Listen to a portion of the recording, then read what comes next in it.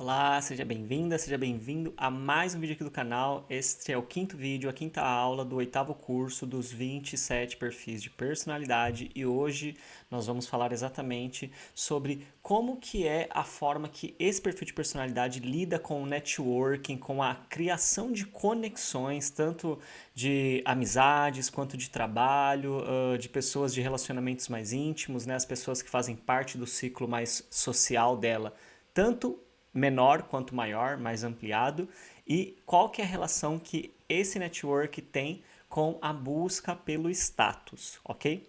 Mas antes de iniciar, peço licença para que eu possa humildemente reverenciar a divina consciência manifestadora de tudo que é.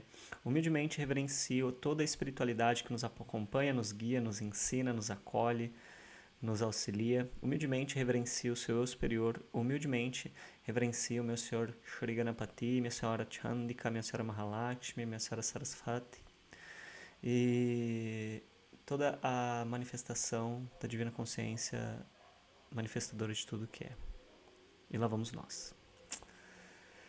Seguinte, gente, primeiro ponto, né, que eu quero trazer para vocês é sempre aquele lembrete, né, estamos falando de um perfil de personalidade, que a vaidade é a emoção que forma a base da estrutura desse personagem mental. Nós não somos a nossa personalidade, mas todos nós vivemos um personagem que foi criado na nossa infância para a gente lidar com os desafios da infância, para a gente conseguir se encaixar na família e nos ambientes, né, que a gente estava ali vivenciando. Então a gente entendeu ali que a gente não era tão, né, aceito como a gente era, então a gente teve que se adaptar e se encaixar. E isso é natural, acontece com todo mundo.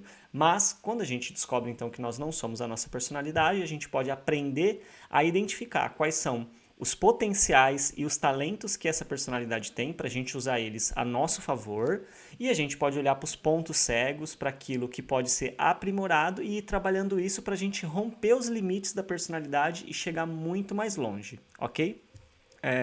Um primeiro aspecto que eu gostaria de trazer com vocês hoje é exatamente, né, a habilidade, né, que quem vivencia essa personalidade tem de usar o charme. Então, é uma pessoa que tem o swing, que tem o molejo da vida, ela sabe, assim, de uma forma muito natural, usar o charme dela para atrair as pessoas, para chamar a atenção das pessoas e para criar um interesse das pessoas em querer estar perto dela. Então é aquela pessoa que ela tem um magnetismo mesmo de atrair a atenção das pessoas, de trazer as pessoas para perto dela, e quando essa pessoa então ela entende essa potencialidade dela, ela pode, né, realmente fazer um uso consciente dessa habilidade para que ela possa, né, criar boas conexões, para que ela possa realmente, né, fazer um vínculo de network na vida dela que seja um vínculo favorável, né? Não apenas, né, para ela atingir aquilo que ela busca, mas sim também para contribuir com as pessoas, para plantar boas sementes por onde ela passa. Só que tem um ponto, né, que é necessário ter uma atenção, que é o seguinte: quando começa a usar este charme como uma ferramenta para conquistar prestígio.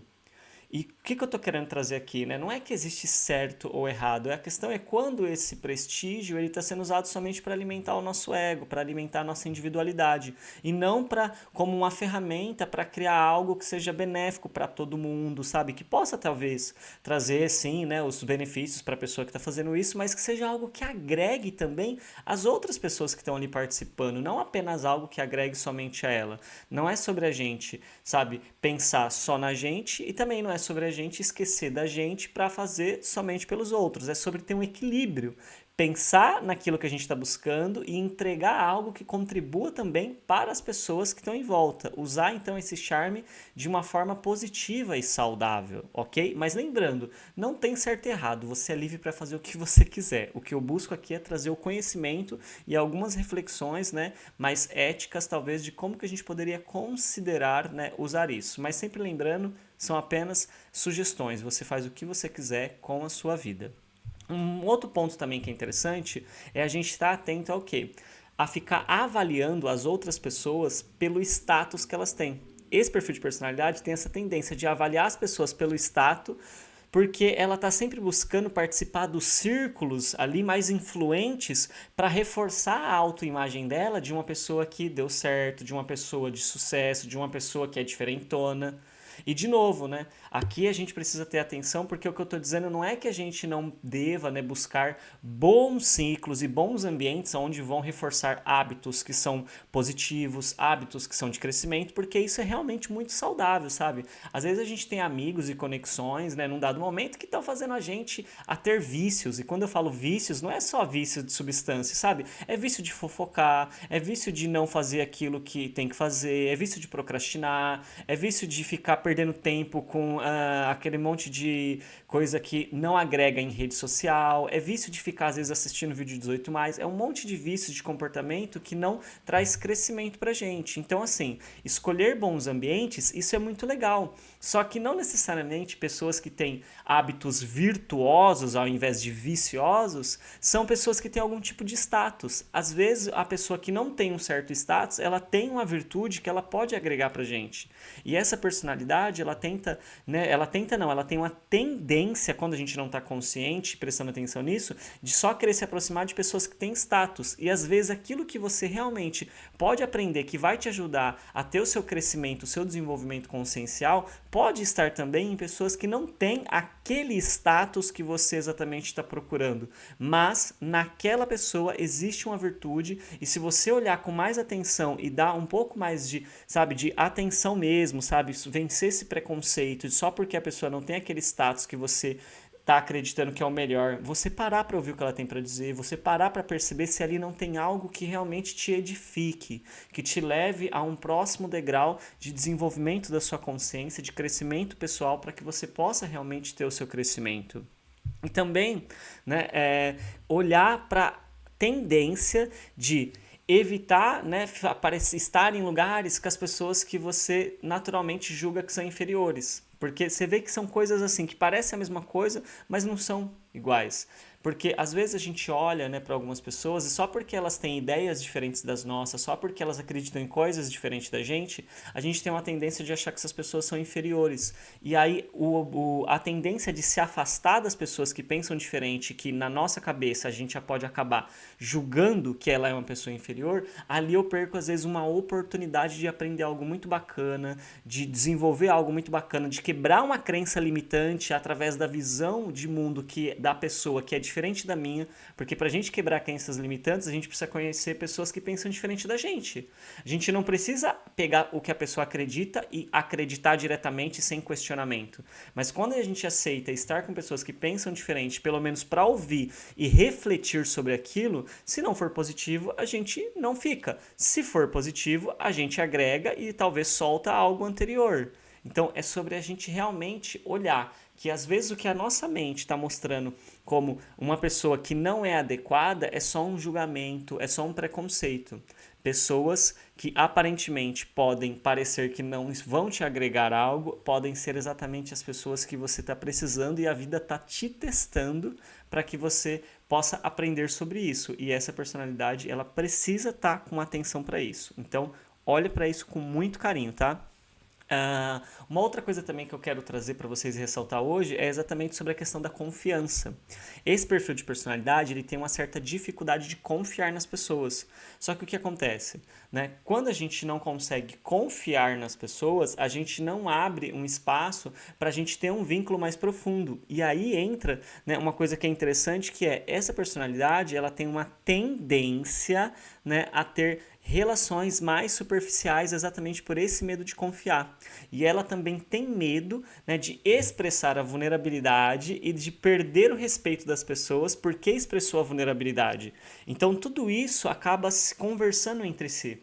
Porque o medo de confiar nas pessoas é exatamente por conta de frustrações que ela teve no passado. Só que quando a gente olha para as nossas frustrações, a gente precisa ter claro que o quê? Nós criamos expectativas em cima de pessoas. A gente não considerou que a pessoa, ela não é a nossa expectativa. Toda frustração gera o quê? Uma desilusão. Se a palavra é uma desilusão, nossa, eu me desiludi com a pessoa, o que acontece? A gente estava vivendo uma ilusão. E toda ilusão, ela é criada dentro da nossa mente. Então, a pessoa mentiu para mim. Olha, honestamente, ninguém mente pra gente. Uma pessoa, quando ela faz algo que nos fere, que faz se sentir enganados, ela já fez aquilo em outras situações. Então, por exemplo, você tá com uma pessoa que ela vem falar mal de algum amigo dela para você. Você já tá percebendo que ela fala mal das pessoas pelas costas. Então, quando ela fizer isso com você um dia, você vai falar, pô, eu nunca imaginei que ela faria isso comigo, mas ela fez isso na sua frente. Ah, mas é porque eu tinha um vínculo com ela mais profundo. Eu achei que ela ia me tratar diferente. Não, o hábito é o hábito. Se ela faz isso sobre uma pessoa, ela vai fazer sobre você muito provavelmente. Por quê? Porque é um hábito. Então, uma pessoa que conta pra você que ela mentiu pra alguém, quando ela mentir pra você, você não pode dizer que ela te enganou, que você nunca esperava isso dela, porque ela já mostrou esse comportamento pra você. Então, aprender a confiar nas pessoas é a gente aprender a olhar para as pessoas e ver como elas se comportam, mesmo em relação a outras pessoas, quando elas estão com a gente. Se essa pessoa ela tem um comportamento íntegro com você em relação às outras pessoas da vida dela, quando ela está com você, ela não fala dessas outras pessoas, não engana ninguém, você vê isso nela, você pode dar um voto de confiança para ela. Não quer dizer que não exista uma probabilidade, talvez, de algo acontecer, mas é importante a gente considerar isso, que é assim que a gente realmente avalia, né, se uma pessoa ela pode ser confiável ou não.